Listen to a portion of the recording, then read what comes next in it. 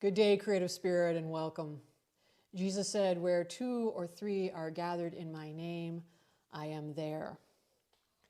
Light in our community, light in our world, light in our lives. Christ is with us. This is our sacred time. Wherever we gather, this is our sacred space. And so we acknowledge the land we gather on, the traditional territory of the Haudenosaunee, the Anishinaabe, and the neutral nation Attawandaron. May we live with respect on this land and live in peace and friendship with all who live, work, and worship on it. I arise today with winter in my being, resting earth, gracious darkness, dreaming seeds, barren trees, frosty breath, glowing fireplaces, empty spaces. This is my inheritance in this vibrant new season. I arise today in the heart of winter. Well, we are focusing today on winter speaking to us and what we hear. Are we listening? So let's start our singing today with In the Bleak Midwinter, number 55, in Voices United.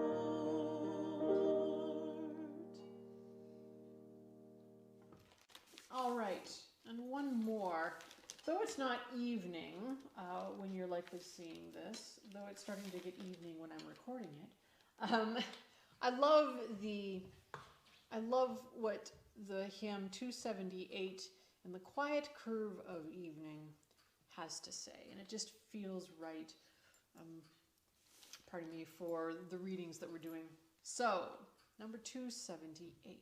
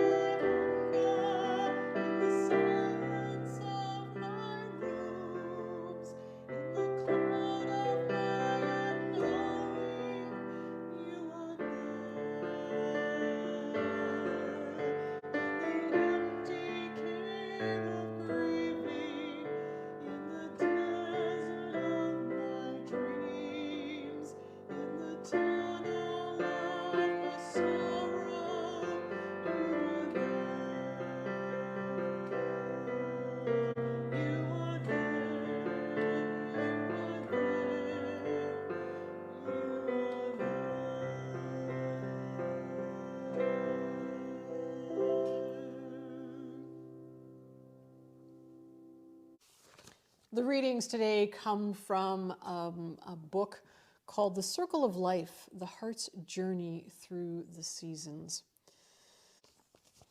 Winter speaks. Autumn spoke to you about the art of letting go, inviting you to surrender.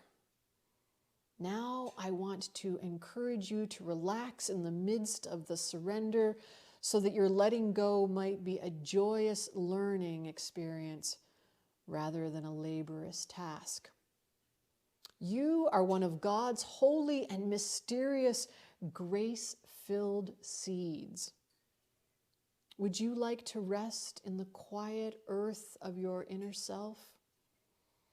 I can teach you to be silent and hopeful as you wait. You will learn this art if you are willing to slow down and observe my wisdom.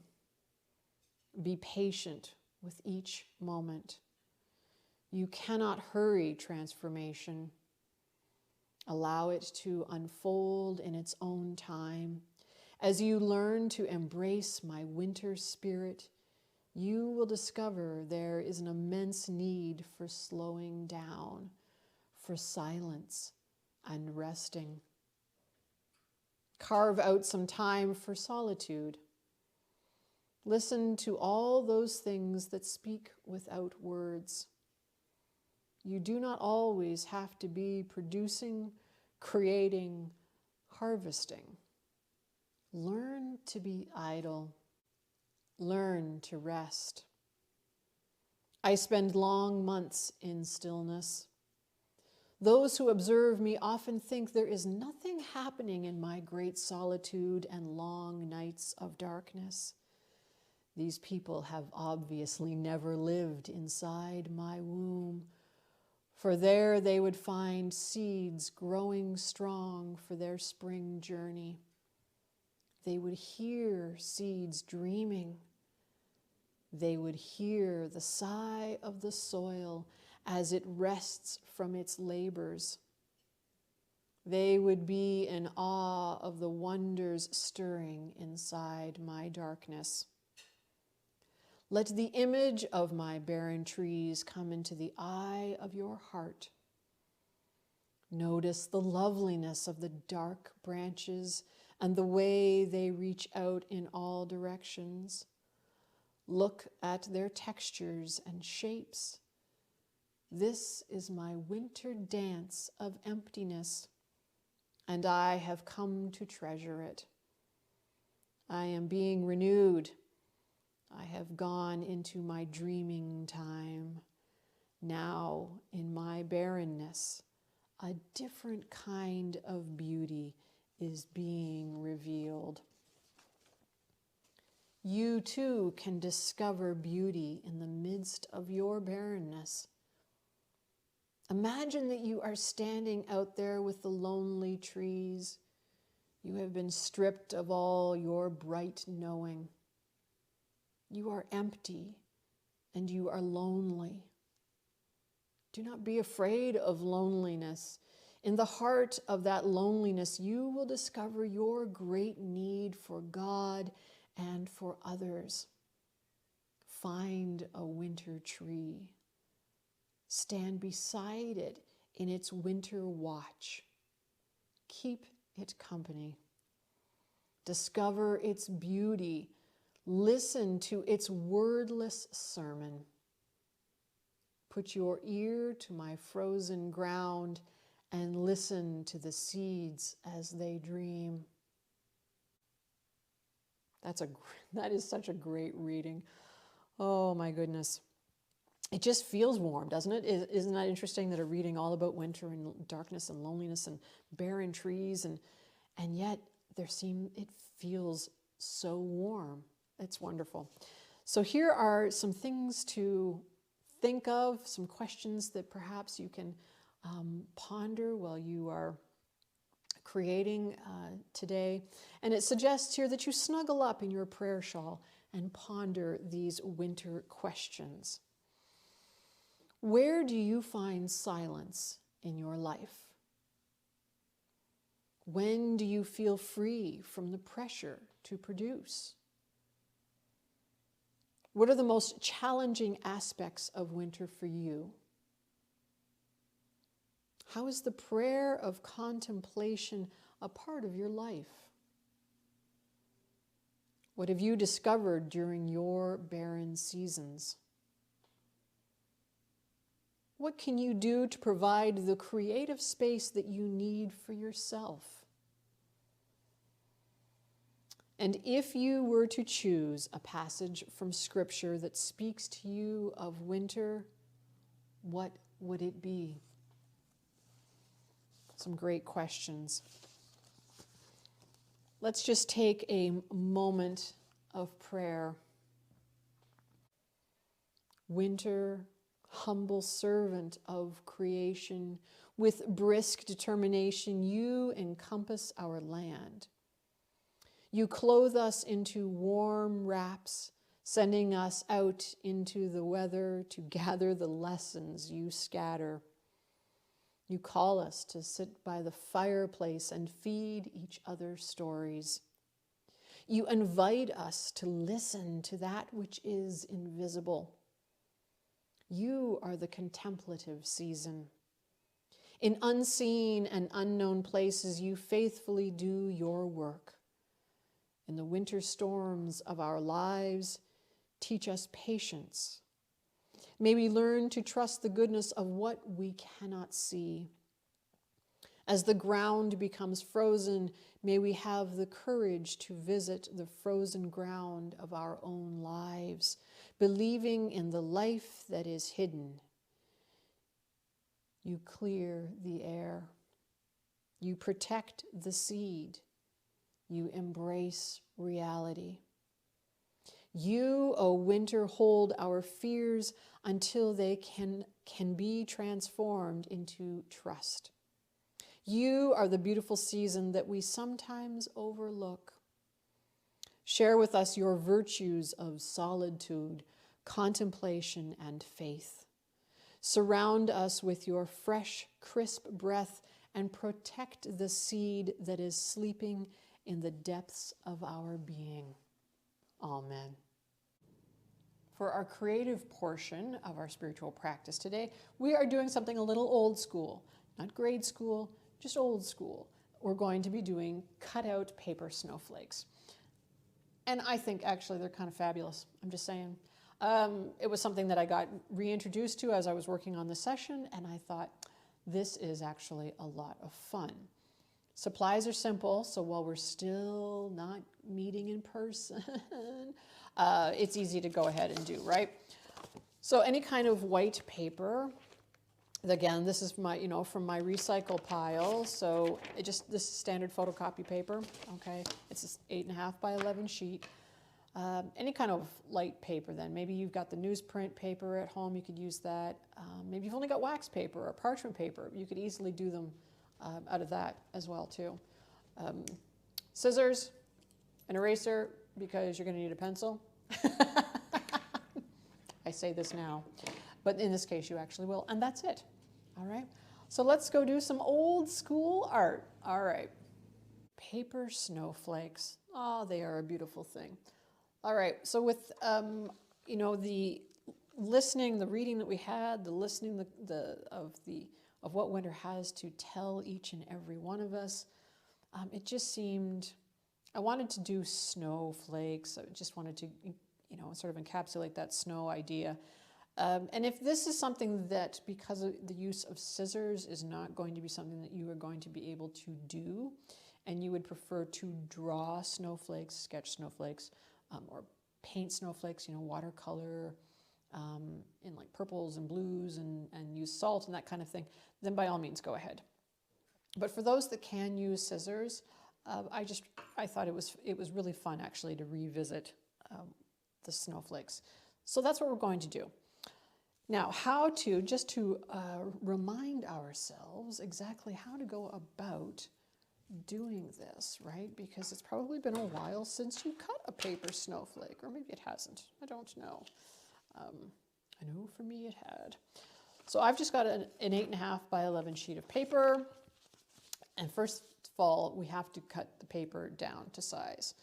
Now, as you may or may not remember, a snowflake is 6-sided, right? It has 6 points.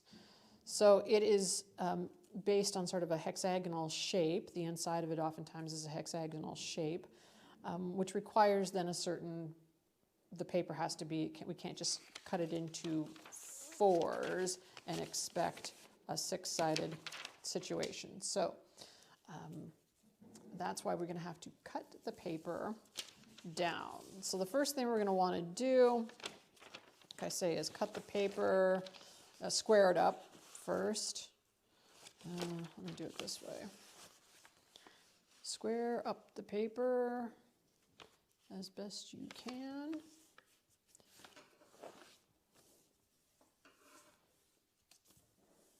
Right, okay.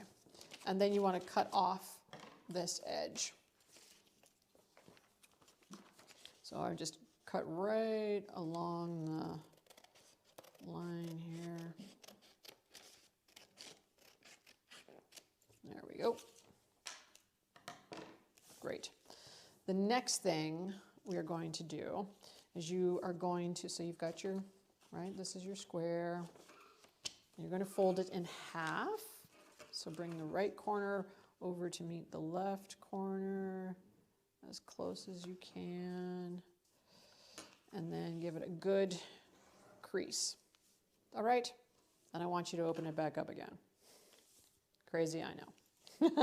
This is so that we get as close to a truly equal folds in the paper. You could just fold this, in thirds like this, and then over like this, cut the top off and be done with it. But if you're looking to make sure that you've got the layers, all the layers of the paper, as close to being properly fitted as possible, then this is the way to do it. So we had a square, we folded it in half. Now you're going to take this top point, right? So we've got the peak of the mountain at the top, because that's usually a good place for the peak to be.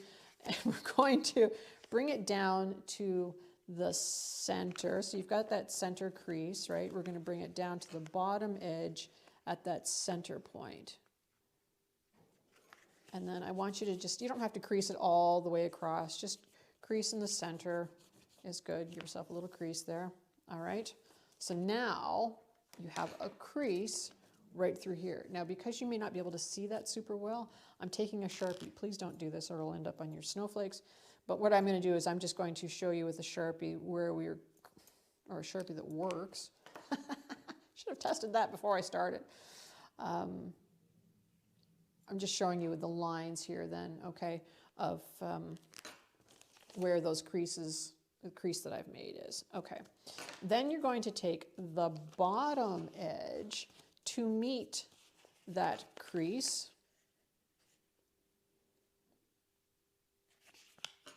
And again, you don't have to crease it all the way across, just through that center point. So now we have another crease here, right? Okay. Now we're going to take just the top layer, okay, just this top layer of our paper, and the point, instead of bringing it all the way down to that bottom crease, we're just going to bring it a little bit above that. So actually, let's just draw a line. I'll just show you. Oops, again, not working super well. So I'm just drawing a line, right? I'm just gonna gauge this. So it's a little bit above the line where we had the crease. Then we're gonna go a little bit above that, folding that top point down to that. And this one you can crease all the way across, it's no problem. All right, flip it back up. So now there's a crease that goes from here all the way across. Whoops. Right. Okay, it goes from here to here, straight across. So what you want to do now is this right corner, we want to take it, and it gets folded at that point, at that center point, but we want this edge to come and meet that point, right? And if it's folded correctly, then, and mine's not quite 100%, so that's fine at the moment. This crease will end actually at that crease that you had made across at that point right there, okay? So then we're just going to flip it over, and then I'm going to fold this right corner back so that this edge meets this edge here. All right, and try to get the point as pointy as possible. Align that. Whoops, that wasn't aligned quite.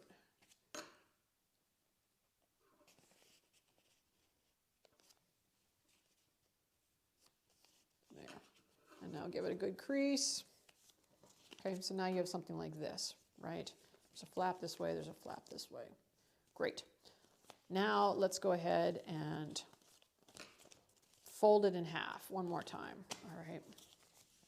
So now we want this edge to fold along that edge.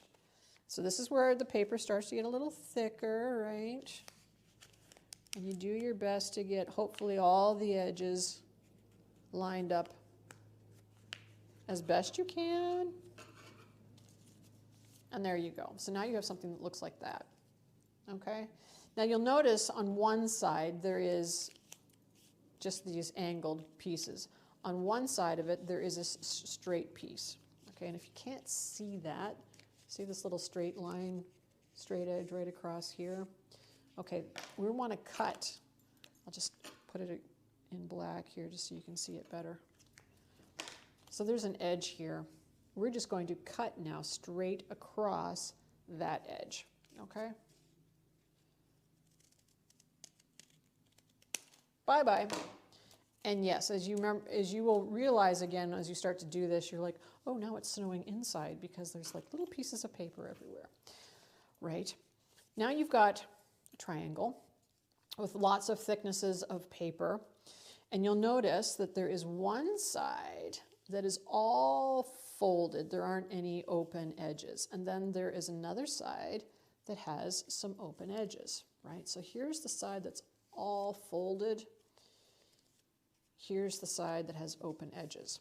So in your snowflake, when you're designing your snowflake, the portion here with that's all folded, consider those to be your 6 main points of the 6 arms or whatever you will of your snowflake. Okay, and then this, that with the open edges, will be any of these little smaller pieces happening here. Okay. So when you're cutting something like this out, this pattern is going to be on that single folded, that side that has the enclosed fold, not the open fold, the closed fold. All right. And now you can either just start cutting, which is kind of fun. That's how some of these happened. I just started cutting, just started whittling away, which is kind of fun. Or if you want to give yourself, if you're not 100% sure and want to give yourself a little experimentation, right? This is where the pencil and the eraser comes in. Now, for sake of the camera, I'm just going to use the Sharpie and hope that it turns out better. All right, and here we go. So I'm just going to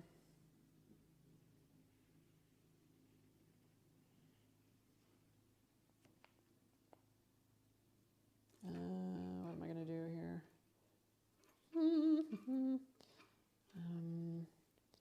Well, I'm going to, I also want a little opening down here, and then I want a little something like these little midpoints.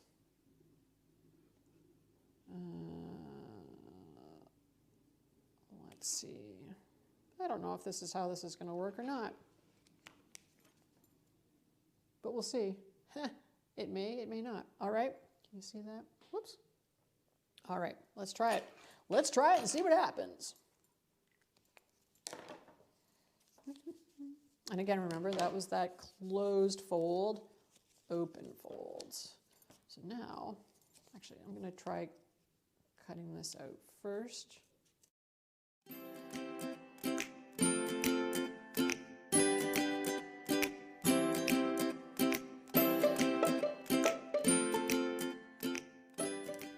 There we go. Moment of truth. Moment of truth. See, it is snowing. Like, look. Moment of truth. So now we unfold. And what do we have? We're going to keep unfolding here. Whoop.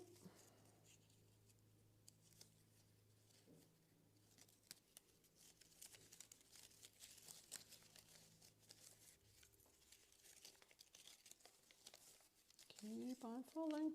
Ooh, not bad. That wasn't a bad ooh. That was a good ooh. Let me just show you against the blue paper. Yeah, that's not bad, right? And then I could have, given myself a little center thing if I just quickly fold this back up again, if that's even possible. It might not be possible. No. So I'm not going to cut the center off. They're out. But there we are. There's a snowflake. So let's just go through that one more time and we can just sort of wing it. So you take your piece of paper, right? We're going to square it off first. Unless you're starting with square paper, then lucky you. So we have to square this off first. cut off this extra edge.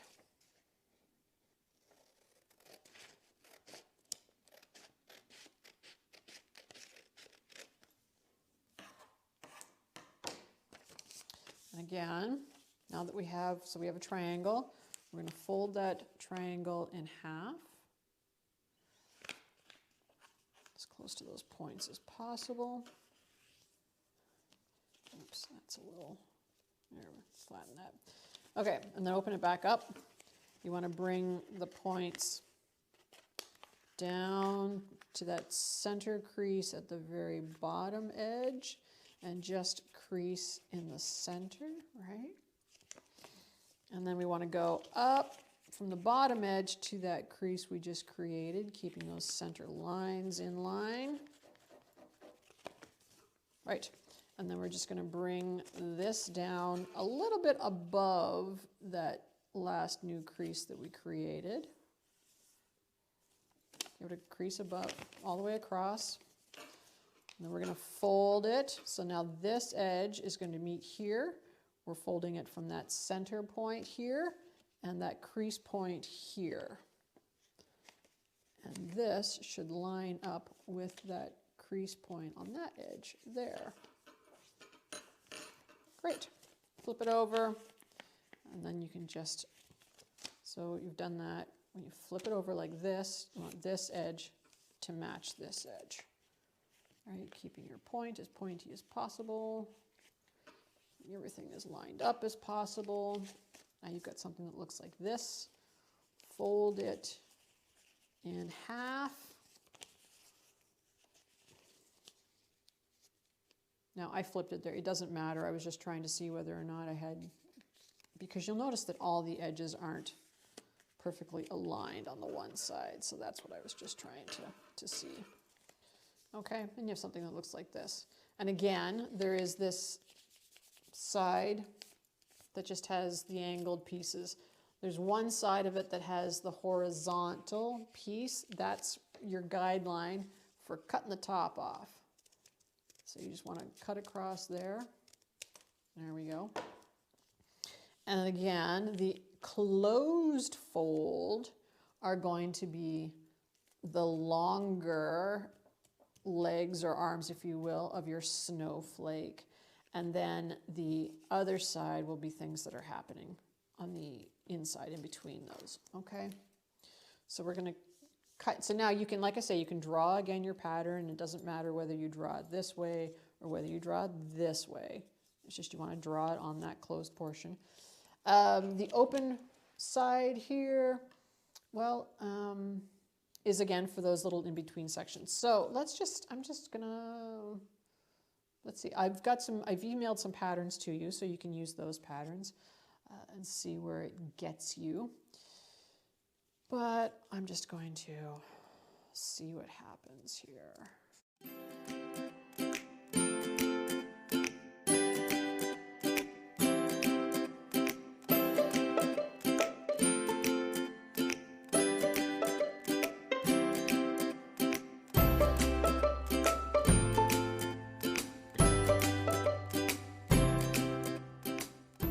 Okay. So there we go. You ready? Ooh, I feel like there should be a drum roll. So we'll see what happens here.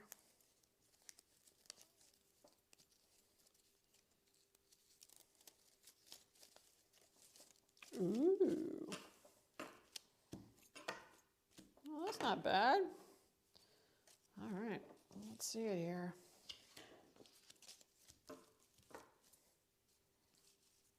Well, that's kind of fun. Cool. Now, depending on what I say, if you have, you know, depending on how thin your paper is, how good your scissors are, this kind of thing, and how detailed you want to get, I certainly encourage, if you've got, so if you've got something like this folded, you could even fold a bunch, you know, before you even started, and that way you can just focus on the design aspect, which might be kind of cool. And again, right, the enclosed, the closed fold versus the open edges. These are your main points, your 6 main points. This is all the stuff in between. Okay. You could, I mean, I don't have scissors here that's going to be able to do this, but I mean, you know.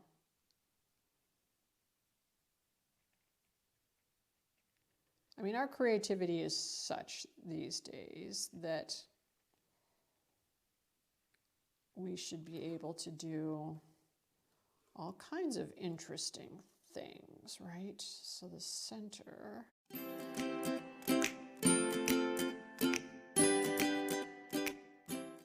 don't know. Let's see what happens. Right? I don't know.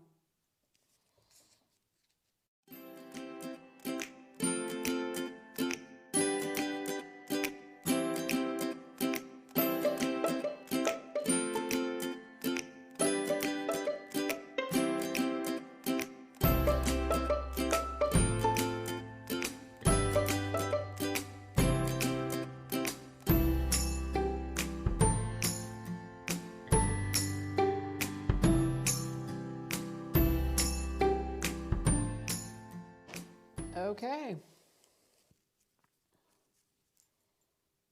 Let's see what we've got. Oh, it's very scary. Very, very scary.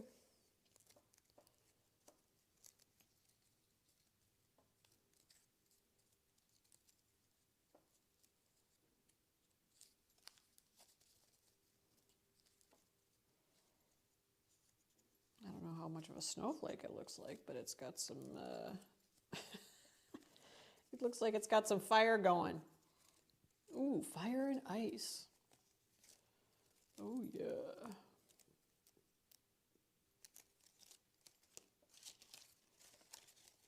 Wow. Okay. Well, that's fun. So yeah, go ahead and use some, take your time, try a bunch of different patterns and see what happens. But again, it'll be about, right, it's always about sitting in whatever that we're doing, whatever that we're creating. And even though some of the reading was about the idea that we should be resting and that idle, learning how to be idle once in a while, yes, that is good. But there is also this time where we, this is how we get to that point. You can't just suddenly stop all of a sudden. And this is part of that training process, right? Is training ourselves to slow down, be more intentional, be a little bit more in the moment. And in those moments, always inviting God in and thanking God for all of the incredible creativity that has been bestowed upon us by God. And then allowing ourselves to be open to hear what God has to say to us. Pay attention to what, the winter is telling us. And like I said, go through that reading again if you want. And there you are. There's some, and have a little snowstorm in your home. And yes, there will be some shoveling of all those little tiny pieces later as well. But enjoy the old school process. So let's recenter ourselves before you go off to cut your favorite snowflakes or make some new amazing patterns or paint or draw, whatever you're thinking of, but keeping winter in mind and listening to what winter has to say to us. So feet flat on the floor, our backs up as straight as you can to keep the chest open so that we can get good deep breaths in. And on that first deep breath in, I want you to say to yourself, I arise today. And on the way out, in the heart of winter. And one more time, breathing in, I arise today. And on the way out, in the heart of winter.